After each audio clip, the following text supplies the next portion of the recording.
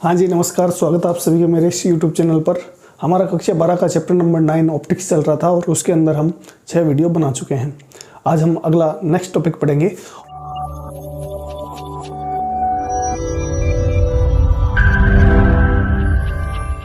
और वो टॉपिक है आपका उत्तल दर्पण से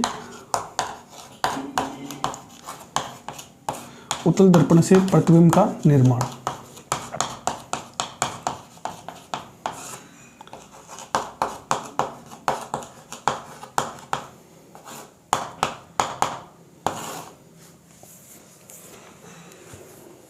हाँ जी, तो देखिए जब हम उत्तल दर्पण की बात करते हैं तो मैंने एक बात पहले भी बताई थी आपको कि ये आपके उत्तल दर्पण है, यानी इसके जो ये धसा हुआ भाग है इस पर तो पॉलिश की जाती है और ये उभरे हुए भाग से जो है वो प्रकाश का परावर्तन होता है। तो एक बात तो मैंने ये आपको बताई थी कि जब भी उत्तल दर्पण की बात करते हैं तो उत्तल दर्पण से बनने वाला प्रतिबिंब हमेशा आभासी और सीधा बनता है। तो ये चीज़ तो आपको याद रखनी है, उत्तल दर्पण से बनने वाला प्रतिबिंब आभासी, और मैंने आपको बताया था कि जब प्रतिबिंब आभासी होता है तो वो हमेशा सीधा बनता है। प्रतिबिंब आभासी व सीधा बनता है। तो इसके अंदर अपन सिर्फ 2 केस ही देखेंगे, बाकी आपको देखने की आवश्यकता है नहीं और ज़्यादा आपसे अवतल दर्पण से वो पूछा जाता है। तो देखो पहला अपन यहाँ पढ़ लेते हैं, जब वस्तु अनंत पर स्थित हो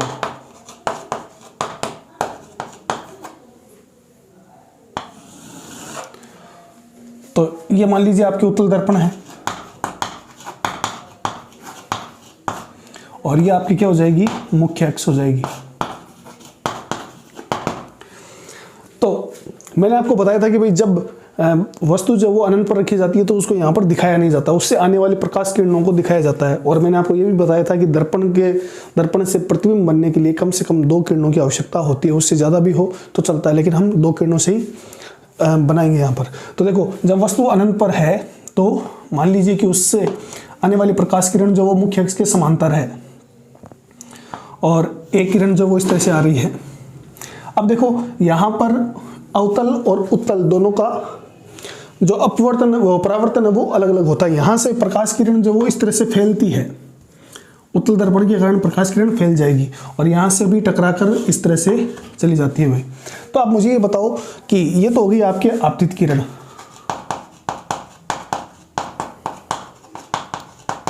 और ये भी हो जाएगी आपके आपतित किरण, ठीक है। अब देखो ये किरण इधर जा रही है, ये किरण इधर जा रही है, क्या इन दोनों किरणों का मिलना पॉसिबल है? तो वास्तविक रूप से तो ये किरणें कभी भी आपस में नहीं मिल सकती, लेकिन जब हम इन किरणों को दर्पण के पीछे की ओर बढ़ाते हैं इस तरह से, तो आप क्या देखते हो कि भाई ये किरणें आपको दर्पण के पीछे की ओर मिलती हुई प्रतीत होती है, वास्तव में नहीं मिलती है, मिलती हुई प्रतीत होती है। इसीलिए यहाँ बनने वाला प्रतिबिंब कैसा होता है, आभासी होता है। तो यहाँ जो है ये इस दर्पण के फोकस बिंदु पर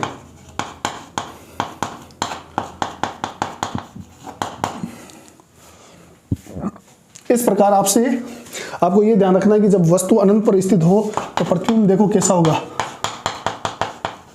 प्रतिबिंब आभासी होगा, ठीक है, सीधा होगा, बिंदुवत होगा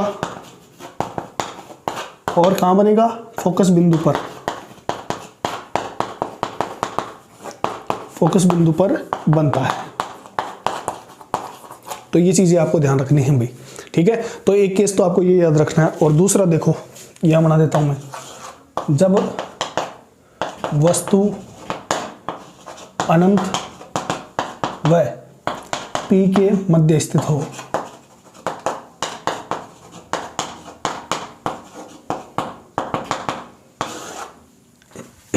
इसमें क्या होगा भाई, तो ये आपके पास उत्तल दर्पण है और ये इसकी मुख्य अक्ष हो जाएगी। अब अनंत तो बहुत दूर वाला भाग है और ये इसका यहाँ पर मान लो ये इसका ध्रुव है, P है, मध्य बिंदु ये P है, और वस्तु मान लो यहाँ पर रखी हुई है, ये हो जाएगी A, ये हो जाएगी B, ठीक है। अब आपको क्या करना है भाई, आपको प्रतिबिंब का बताना है कि प्रतिबिंब कहाँ बनेगा। तो प्रतिबिंब के लिए आपको ये याद रखना है, एक प्रकाश किरण जो है वो इस तरह से आ रही है, इसके मुख्य अक्ष के समांतर, और टकरा कर ये इस दिशा में चली जाएगी। और दूसरी प्रकाश किरण आपतित हो रही है यहाँ पर इस ध्रुव पर।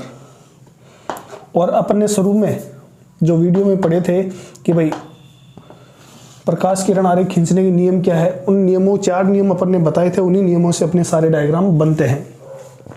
अब देखो ये प्रकाश किरण इधर जा रही है, ये इधर जा रही है, तो कभी भी इन दोनों का आपस में मिलन तो नहीं होगा।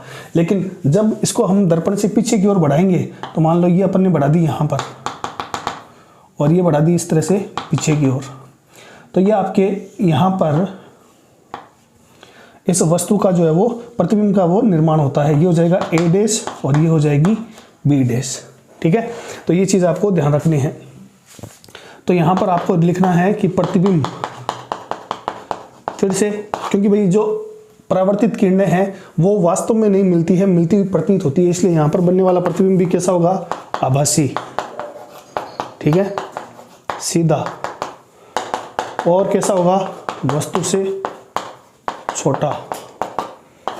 और क्या होगा भाई, दर्पण से पीछे की ओर, दर्पण से पीछे की ओर।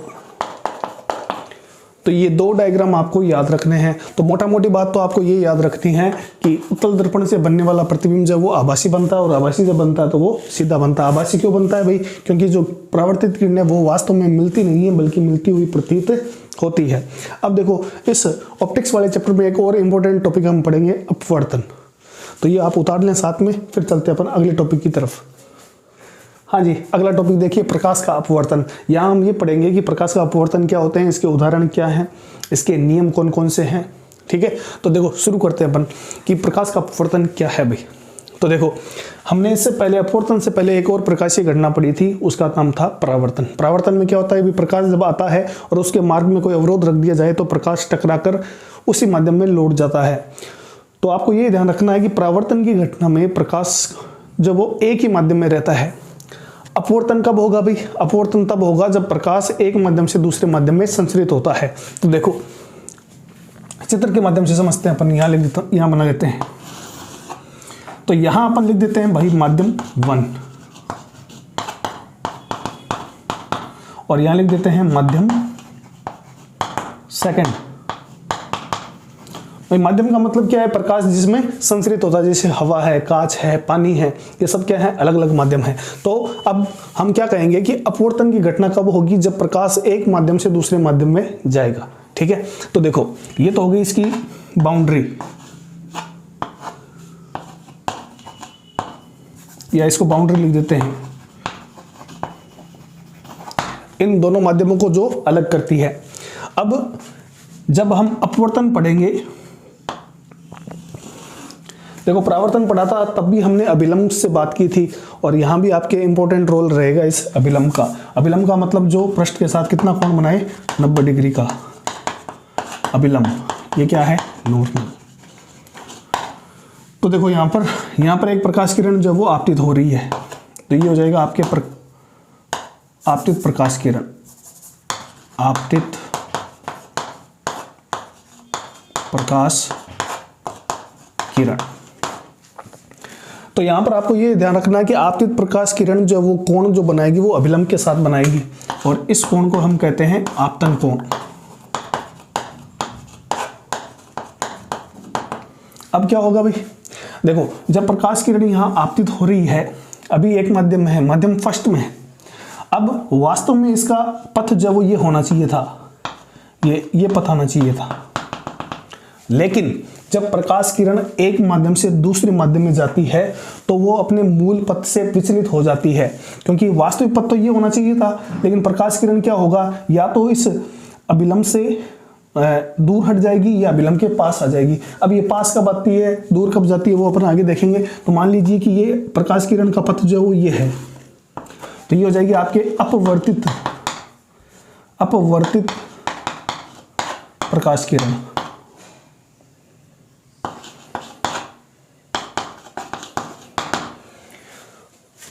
तो अब आपसे पूछ लिया जाए भी प्रकाश का अपवर्तन क्या है, या प्रकाश का अपवर्तन किसे कहते हैं? तो परिभाषा आपको याद रखनी है कि जब कोई प्रकाश किरण एक माध्यम से दूसरे माध्यम में प्रवेश करती है तो वो अपने मूल पथ से विचलित हो जाती है। प्रकाश की ये घटना ही क्या कहलाती है? अपवर्तन कहलाती है। और आपको ध्यान देने वाली बात यह है कि अपवर्तन तभी होता है जब प्रकाश किरण एक माध्यम से दूसरे माध्यम में प्रवेश करती है। तो यहाँ पर अपन परिभाषा लिख देते हैं भाई। तो ये चित्र भी आपको बनाना है, ठीक है। और यहाँ आपको ये भी ध्यान रखना है कि अपवर्तित किरण और अभिलंब के बीच में बना कोण, इसको हम क्या कहते हैं? अपवर्तन कोण कहते हैं, ठीक है। तो इसको अपन ने आर से दिखाया भाई, रिफ्रैक्टिव एंगल, अपवर्तन कोण। तो यहाँ पर आपको ध्यान रखना है कि आपतन कोण, अपवर्तन कोण यहाँ पर किसके साथ बनेंगे? अभिलंब के साथ, ठीक है। तो यहाँ पर परिभाषा लिख देते हैं, परिभाषा।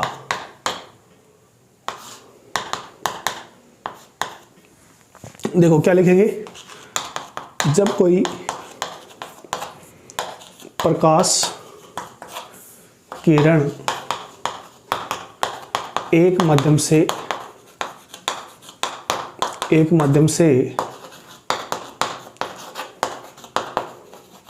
दूसरे माध्यम में प्रवेश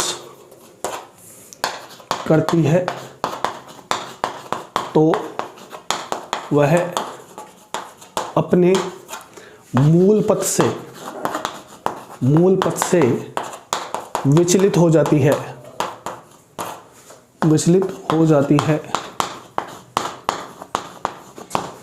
प्रकाश की यह घटना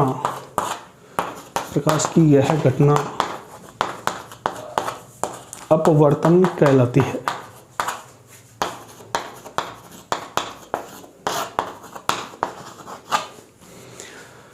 तो अब आप समझ गए होंगे भी प्रकाश का अपवर्तन क्या होता है, इसकी परिभाषा क्या है, ठीक है। और जैसे हमने परावर्तन में पढ़ा था परावर्तन के नियम, ठीक उसी प्रकार से अब हम पढ़ेंगे प्रकाश का अपवर्तन के नियम। तो हाँ जी, अगला टॉपिक देखिए, अपवर्तन के नियम। तो पहला नियम तो परावर्तन के नियम के जैसा ही है। पहला नियम क्या कहता है? आपतित किरण अभिलंब व अपवर्तित किरण, अभिलंब व अपवर्तित किरण तीनों एक ही तल में स्थित होते हैं। तो ये पहला नियम याद रखना है। दूसरा नियम जो है वो बड़ा इंपॉर्टेंट है, वो पूछा भी जाता है भाई। तो देखो, इस अपवर्तन के दूसरे नियम को कहते हैं स्नेल का नियम। स्नेल का नियम। तो आपसे सीधा भी प्रश्न पूछा जा सकता है कि स्नेल का नियम क्या है। तो देखो, इस नियम के अनुसार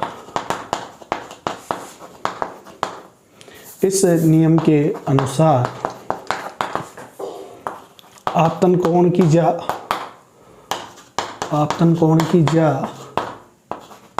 ज्या जो वही साइन को बोला जाता है, कोस को ज्या बोला जाता है और साइन को ज्या बोला जाता है। तो स्नेल का नियम क्या कहता है कि इस नियम के अनुसार आपतन कोण की ज्या व अपवर्तन कोण की ज्या का अनुपात नियत होता है जिसे अपवर्तनांक कहते हैं। तो ये इंपॉर्टेंट अभी पूछा जाता है। इसका मतलब क्या हुआ भाई? आपने कहा कि आपतन कोण की ज्या, तो sine i upon sine r बराबर क्या होता है? नियतांक। इस नियतांक को क्या बोलते हैं? अपवर्तनांक। इसको किससे दिखाएंगे अपन? n/1 से। किससे दिखाएंगे? n/1 से। और इसी को लिखा जा सकता है n2/n1। ठीक है, तो ये चीज आपको याद रखनी है।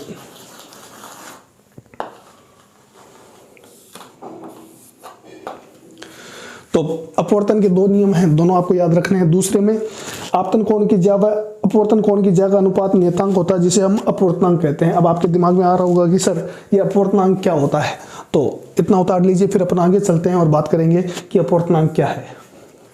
हाँ जी, आपने देखा भाई स्नेल का नियम क्या कहता है, आपतन कोण की ज्या और अपवर्तन कोण की ज्या का अनुपात जो है वो एक नियतांक होता है जिसे अपवर्तनांक कहते हैं। और यहाँ n/1 का मतलब देखो, n/1 का मतलब क्या है, तो आपको ये याद रखना है, मध्यम सेकंड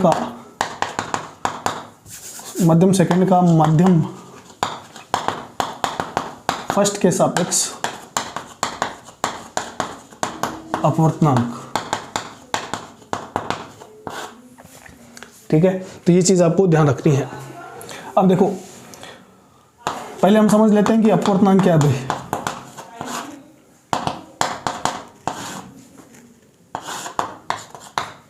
अपवर्तनांक का मतलब क्या है, तो देखो भाई, जब प्रकाश अलग अलग माध्यम में प्रवेश करता है या संचरित होता है तो उसका अलग अलग माध्यमों में वेग जो वो अलग अलग होता है। ठीक है, तो यहां लिख देते हैं अपन, अलग अलग माध्यमों में प्रकाश का वेग अलग अलग होता है।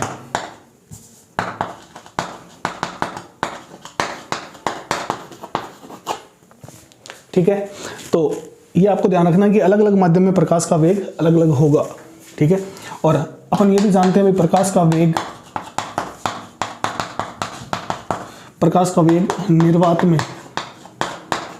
निर्वात में सर्वाधिक होता है। और ये कई बार छोटा क्वेश्चन बन ही जाता है। और कितना होता है भाई, c का मान 3 × 10⁸ मीटर पर सेकंड। निर्वात का मतलब आप जानते हो, निर्वात का मतलब होता है ऐसा स्थान जहाँ वायु न हो, हवा न हो, वात न हो, उसे हम क्या कहते हैं, निर्वात कहते हैं। अब देखो, हम कह रहे हैं कि अलग अलग माध्यमों में जब प्रकाश जाता है तो उसका वेग अलग अलग हो जाता है और प्रकाश का वेग निर्वात में सर्वाधिक होता है। तो इस अपवर्तनांक को बोलते हैं भाई निरपेक्ष अपवर्तनांक। अपवर्तनांक भी दो तरह का है, एक तो होता है निरपेक्ष और एक होता है सापेक्ष। ये जो अपवर्तनांक है ये कैसा है, सापेक्ष अपवर्तनांक है। आगे देखेंगे अपन क्या होता है। तो यहां अगर आपसे पूछा जाए अपवर्तनांक क्या है, तो ये होता है भाई n = c/v, यानी प्रकाश का निर्वात में वेग और किसी अन्य माध्यम में वेग का अनुपात जो है वो क्या कहलाता है, अपवर्तनांक कहलाता है। तो यहां मैं परिभाषा लिख देता हूं, प्रकाश का निर्वात में वेग व किसी अन्य माध्यम में वेग के अनुपात को, प्रकाश का निर्वात में वेग ये रहा और प्रकाश का किसी अन्य माध्यम में वेग के अनुपात को अपवर्तनांक कहते हैं, अपवर्तनांक कहते हैं। ठीक है, तो ये चीज ध्यान रखो। अब देखो, ये भी वेग है, ये भी वेग है, तो क्या इसका कोई मात्रक होगा भाई, तो इनके मात्रक जब आपस में कट जाएंगे तो आपको ध्यान रखना है कि अपवर्तनांक जो वो एक मात्रकहीन राशि है, मात्रकहीन होता है ये। ठीक है, तो ये चीज आपको ध्यान रखनी है। अब देखो, यहीं पर आपसे ये पूछा जा सकता है कि सापेक्ष अपवर्तनांक क्या होता है। तो सापेक्ष अपवर्तनांक का मतलब ये है कि भाई जब कोई प्रकाश किरण एक माध्यम से दूसरे माध्यम में प्रवेश करती है तो उस माध्यम के सापेक्ष कितना अपवर्तनांक हुआ, उसी को हम क्या कह देते हैं, सापेक्ष अपवर्तनांक। तो ये ऊपर वाला उतार लिया होगा, तो मैं यहाँ लिख देता हूँ इसकी परिभाषा। हाँ जी, सापेक्ष अपवर्तनांक देखो क्या है, तो यहाँ लिख देंगे अपन, जब प्रकाश किरण एक माध्यम से दूसरे माध्यम में प्रवेश करती है तो एक माध्यम का दूसरे माध्यम के सापेक्ष, एक माध्यम का दूसरे माध्यम के सापेक्ष अपवर्तनांक, दूसरे माध्यम के सापेक्ष अपवर्तनांक ही क्या कहलाएगा, सापेक्ष अपवर्तनांक कहलाता है।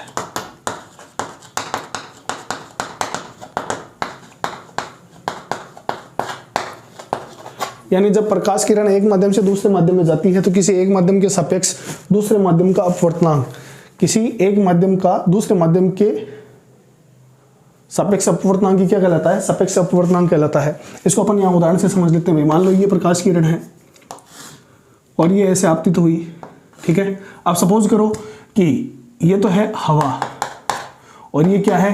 कांच, या ऐसे मान लो कि जल है, ठीक है। अब देखो प्रकाश किरण कहाँ से आ रही है? हवा से। हवा को हम बोलते हैं एयर, तो ए से दिखा देंगे। जल को हम बोलते हैं वाटर, तो डब्लू। तो प्रकाश किरण कहाँ से आई? हवा से। कहाँ जा रही है अभी? जल में जा रही है।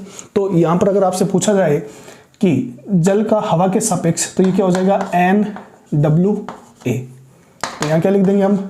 जल का हवा के सापेक्ष अपवर्तनांक, ठीक है। और इसको क्या लिखेंगे हम? NWA बराबर क्या आ जाएगा? NW/NA। तो ये चीज आपको याद रखनी है भाई। तो जब किसी एक माध्यम के सापेक्ष बात करते हैं तो वो सापेक्ष अपवर्तनांक कहलाता है, और इसको अपन इस तरह से दिखाएंगे। अब यहाँ पर एक चीज और ध्यान रखनी है, ये नीचे वाला मैं मिटा देता हूँ भाई। तो देखो यहाँ पर आपने, यहाँ लिख देता हूँ मैं, हवा का जल के सापेक्ष अपवर्तनांक क्या हो जाएगा? NW/NA। ये हो जाएगी समीकरण नंबर 1। इसी प्रकार अपन F से भी तो लिख सकते हैं NaW, यानी हवा का जल के सापेक्ष अपवर्तनांक ये कितना हो जाएगा? Na/NW। ये हो जाएगी समीकरण नंबर 2। अब अगर मैं आपसे कहूँ कि इन दोनों को गुणा कर दो, तो समीकरण 1 और 2 को गुणा करने पर NaW गुणा NWA, तो आप देखो ये हो जाएगा NW/NA गुणा, और ये हो जाएगा NA/NW। तो ये आपस में कट जाएंगे भाई, और आपको रिजल्ट ध्यान रखना है। NaW गुणा NWA बराबर 1 आएगा, ठीक है। तो ये चीज़ आपको याद रखनी है, और इसको स्मॉल n से दिखाएंगे भाई। मैंने कैपिटल लिख दिया है, आपको स्मॉल n लगाना है। तो ये चीज़ ध्यान रखना है, जो सबसे पहले लिखा हो उसका अपवर्तनांक, और जो बाद में लिखा हुआ है उस दूसरे माध्यम के सापेक्ष अपवर्तनांक, ठीक है। और इन दोनों का गुणनफल कितना आता है? 1 आता है। ये NW/NA ये क्या है? ये निरपेक्ष अपवर्तनांक है। कुछ माध्यमों के आपको अपवर्तनांक याद भी रखने हैं।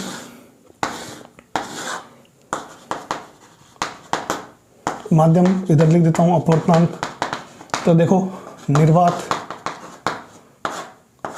का अपवर्तनांक भाई 1 होता है।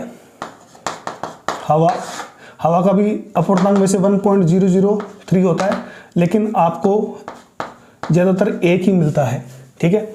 इसी प्रकार से जल का 1.33 होता है अपवर्तनांक, और मैंने आपको बताया इसका कोई मात्रक नहीं होता है। इसी प्रकार से कांच का भी 1.5 होता है। इसी तरह से अगर आप बात करो तो हीरे का अपवर्तनांक जो वो 2.4 होता है। तो ये कुछ अपवर्तनांक खासकर आपको निर्वात और हवा का तो पता ही होना चाहिए, और जल का भी याद रख लेना। 1.33 और 1.5 कांच का है, और हीरे का 2.4, ठीक है। तो इस प्रकार से हमने पढ़ा कि अपवर्तन क्या है, अपवर्तन के नियम क्या है, अपवर्तनांक क्या होता है, सापेक्ष अपवर्तनांक क्या होता है। हाँ जी, देखो ये आपसे बहुत बार क्वेश्चन पूछे जाते हैं भाई, नोट डाल के लिख लेना। पहला, और ये इंपॉर्टेंट है बड़ा, ठीक है। पहला, अपवर्तन की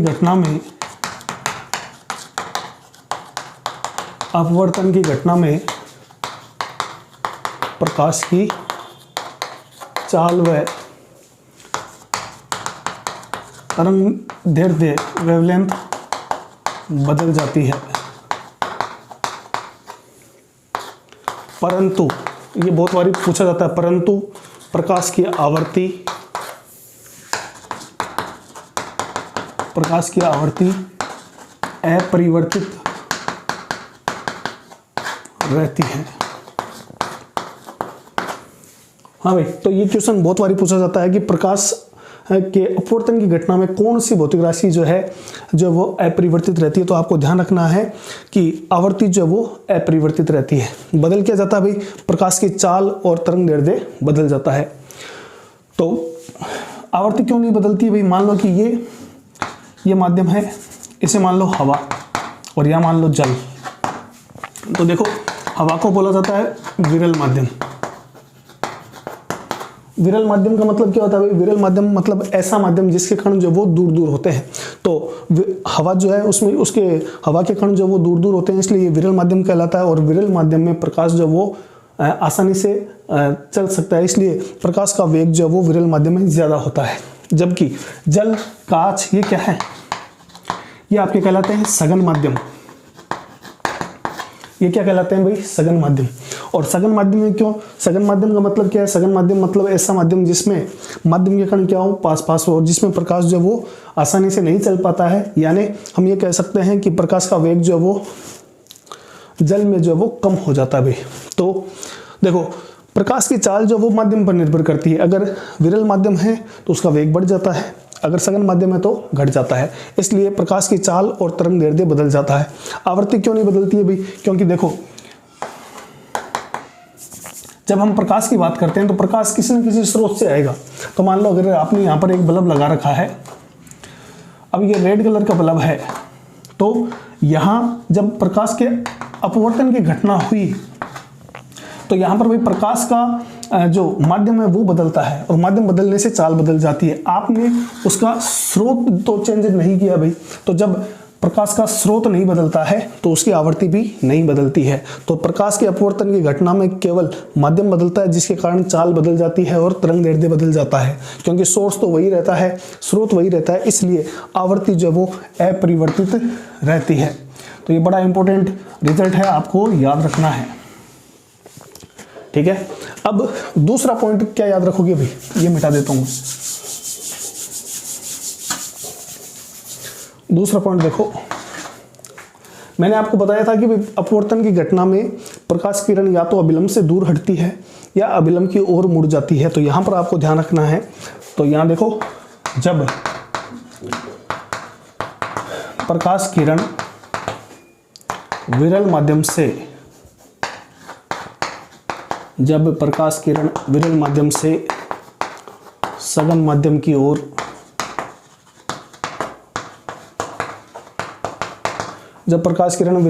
सघन माध्यम की ओर जाती है तो अपवर्तित किरण अभिलंब की ओर मुड़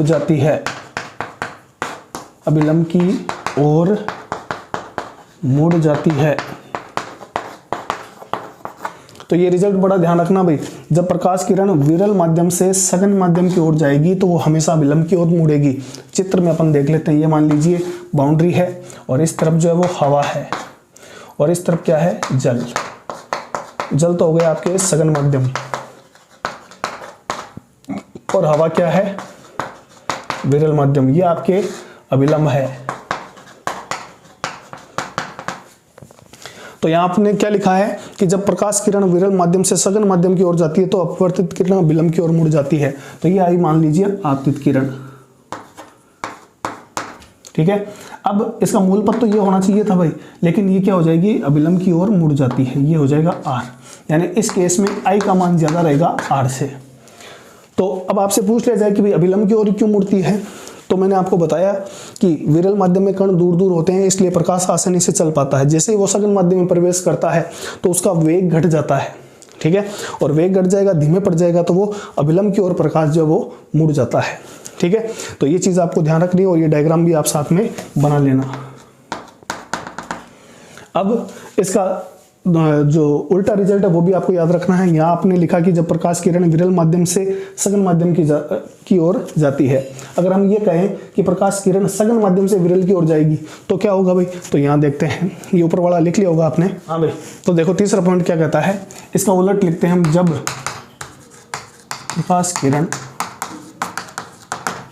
जब प्रकाश किरण सघन माध्यम से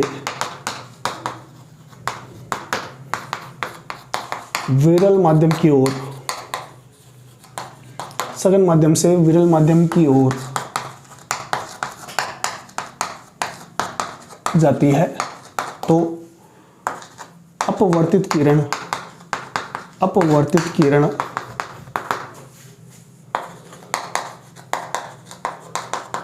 अभिलंब से दूर हट जाती है।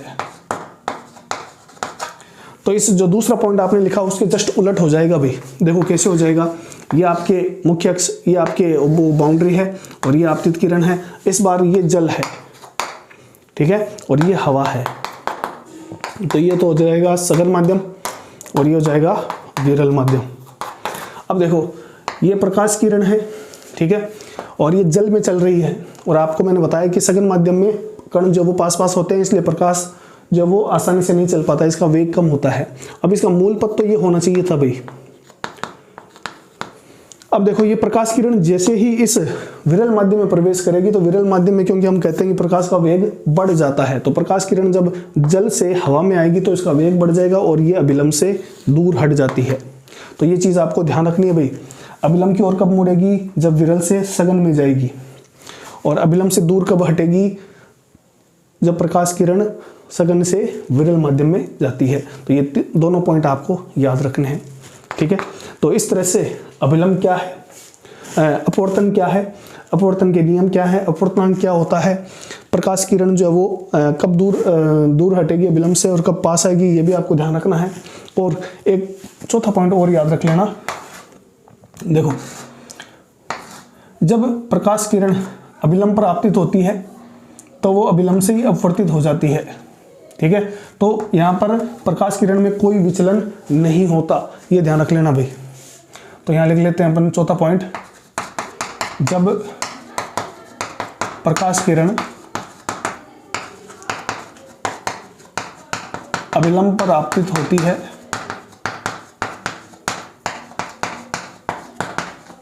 तो बिना विचलन अपवर्तित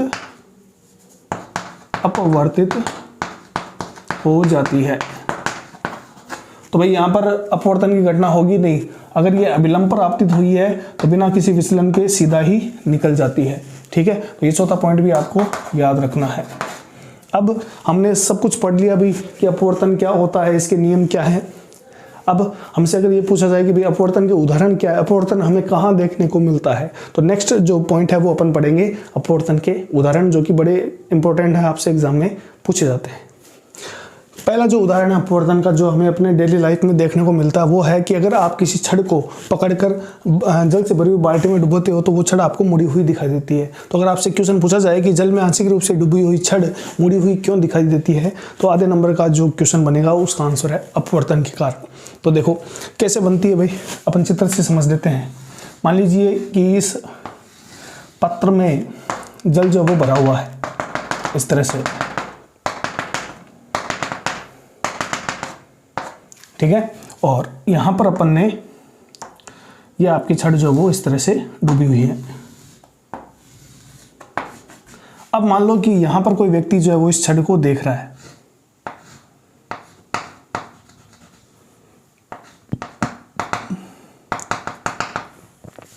अब देखो क्या होगा भाई, जब इस छड़ से आने वाला प्रकाश, तो मैं यहां बना देता हूं थोड़ा सा, ये आंख जो है वो थोड़ा ऊपर बना देते हैं अपन यहां पर। तो देखो भाई, जब ये प्रकाश छड़ से, ये जो पानी में डूबी हुई छड़ है, इससे आने वाला प्रकाश जब यहां से होकर यहां से निकलेगा, तो सीधी सी बात है भाई कि ये वाला प्रकाश जब इस जल से होकर हवा में आएगा तो यहां पर क्या हो जाएगा, प्रकाश का अपवर्तन हो जाएगा, ठीक है। और आप जानते हो ये तो हो गया सघन माध्यम, क्योंकि ये जल है, ठीक है, और ये क्या है, बाहर हवा। तो देखो जब ये प्रकाश किरण यहाँ से इस बाउंड्री से बाहर जैसे ही निकलेगी तो इसका अपवर्तन होगा और ये इस अभिलंब से क्या हो जाएगी, दूर हट जाएगी। तो ये हो जाएगा आपके अभिलंब, तो दूर हटेगी तो ये अभिलंब से दूर हो जाएगी। तो अब ये प्रकाश किरण यहाँ पहुंची, जो व्यक्ति इसको देख रहा है तो उसको क्या लगेगा कि ये प्रकाश किरण किधर से आ रही है, भाई ये आ तो यहाँ से रही है, लेकिन इसको लगेगा कि ये प्रकाश किरण यहाँ से आ रही है। तो इस वजह से इसको ये प्रकाश, ये छड़ जो वो यहाँ दिखाई देगी। तो अब ये जो व्यक्ति इसको देख रहा है उसको ये छड़ जो वो इस तरह से पानी में डूबी हुई और मुड़ी हुई दिखाई देगी, ठीक है। तो आपसे अगर पूछा जाए कि जल में आंशिक रूप से डूबी हुई छड़ मुड़ी हुई क्यों दिखाई देती है, तो अपवर्तन के कारण, ठीक है। तो ये चीज़ आपको ध्यान रखना है, यहाँ से लिख लेना है। तो अगर आपसे पूछा जाए सीधा आधे नंबर का क्वेश्चन, तो प्रकाश के अपवर्तन के कारण, ठीक है। और डिटेल में पूछा जाए तो आप क्या लिखोगे, यहां लिखोगे जल में डूबी हुई छड़ से आने वाला प्रकाश जब हवा में आता है तो अपवर्तन के कारण देखने वाले व्यक्ति को छड़ मुड़ी हुई दिखाई देती है, मुड़ी हुई दिखाई देती है। ये चीज़ ध्यान रखनी है। तो एग्जाम में अगर आपसे डिटेल में पूछा जाए 2 नंबर का क्वेश्चन, तो ये डायग्राम बना के आना है और इतनी बातें लिख देना है। तो प्रकाश यहाँ से चला, यहाँ आया, यहाँ अपवर्तन हो गया, तो ये प्रकाश किरण अभिलंब से दूर हट गई, तो इसको लगेगा व्यक्ति को कि प्रकाश किरण यहाँ से आ रही है, इसलिए ये छड़ जो इसको मुड़ी हुई दिखाई देती है। ठीक है, तो ये आप उतार लें। आगे देखो अगला उदाहरण। हाँ जी, दूसरा उदाहरण देखो। अगर आपसे ये पूछा जाए कि पेंदे में रखे सिक्के का, अगर पेंदे में कोई सिक्का रखा हुआ है पानी से भरे हुए बर्तन में, तो वो आपको ऊपर की ओर उठा हुआ दिखाई देता है, उसका क्या कारण है? अगर आधे नंबर का क्वेश्चन पूछा जाए तो उसका कारण भी क्या है? प्रकाश का अपवर्तन। कैसे? देखो, ये मान लीजिए कि आपके बर्तन है और इस बर्तन के अंदर जल भरा हुआ है।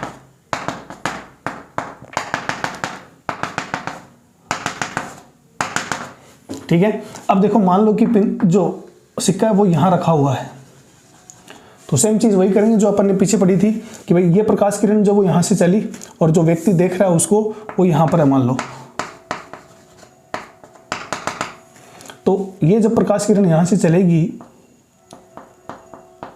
ऐसे, ठीक है, अब आप जानते हो कि भाई यहां पर जैसे ये जल से हवा में आएगी तो इसका अपवर्तन होगा और ये किरण जो वो अभिलंब से दूर हट जाएगी।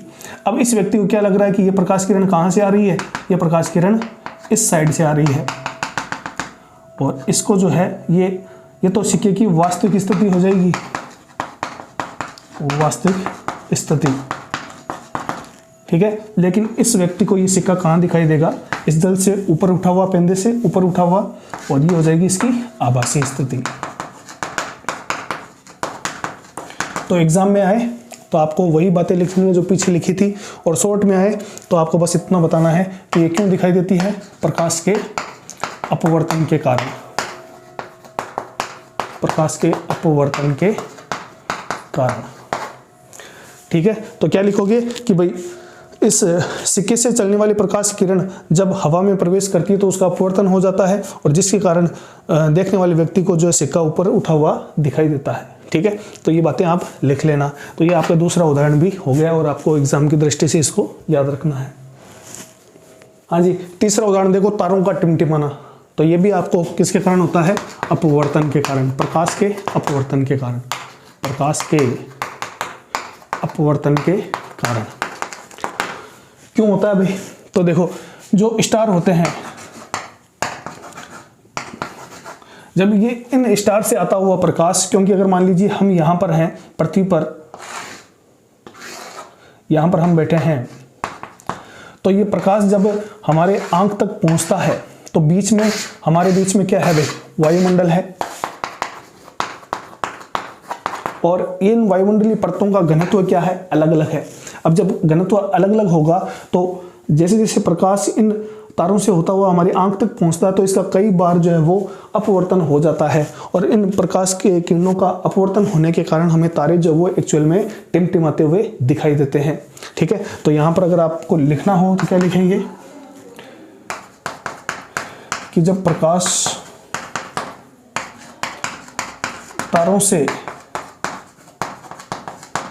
पृथ्वी तक पहुंचता है तो वायुमंडल की विभिन्न परतों के कारण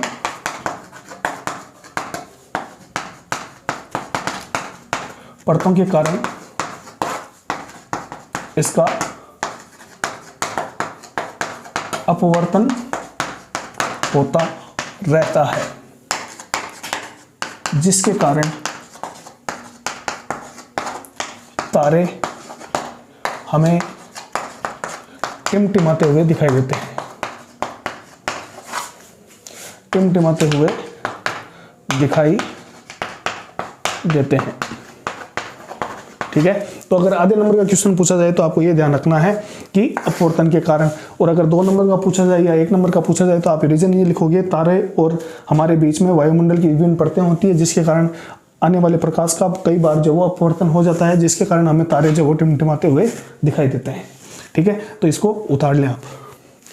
हाँ जी, चौथा देखो, बड़ा इंपॉर्टेंट है और एग्जाम में पूछा भी जाता है कई बार। तो आपसे पूछा जा सकता है कि सूर्योदय से पहले और सूर्यास्त के बाद भी सूर्य क्यों दिखाई देता है, यानी सूर्य जब उदय नहीं होता उससे पहले हमें दिखाई देता है और सूर्यास्त होने के बाद भी हमें सूर्य दिखाई देता है। तो अगर आधे नंबर का क्वेश्चन पूछा जाए तो ये किसके कारण होता है भाई? प्रकाश के अपवर्तन के कारण, अपवर्तन के कारण। और अगर आपसे डिटेल में पूछा जाए तो आप ये लिखोगे कि भाई सूर्य से आने वाला प्रकाश जब पृथ्वी तक पहुंचता है तो बीच में निर्वात से वो वायुमंडल में प्रवेश करता है और वायुमंडल की विभिन्न परतों के कारण उसका अपवर्तन होता है और इस अपवर्तन के कारण जो सूर्य जो वो हमें वास्तविक स्थिति से थोड़ा ऊपर की ओर उठा हुआ दिखाई देता है। इसी कारण सूर्योदय से पहले और सूर्यास्त के बाद भी हमें सूर्य दिखाई देता है। ठीक है, तो ये सारी लाइनें जो आप लिख लेना, और अगर बड़ा क्वेश्चन आए तो ये डायग्राम भी बना देना। ठीक है, और शॉर्ट क्वेश्चन में आप क्या लिखोगे? प्रकाश के अपवर्तन के कारण। अब हाँ भाई, ये लास्ट उदाहरण देखें, कांच की स्लेब या पट्टिका से प्रकाश का अपवर्तन। इसको ध्यान से देख लेना क्योंकि ये आपके प्रैक्टिकल में, माइनर प्रैक्टिकल यानी क्रियाकलाप में ये शामिल है। तो देखो, कांच की पट्टिका मतलब मान लीजिए अपने पास एक आयताकार पट्टिका है, ये रही। ठीक है, इसको नाम दे देते हैं अपन A, B, C और D। अब देखो, ये कांच की पट्टिका भी, तो यहां लिख देते हैं कांच की पट्टिका।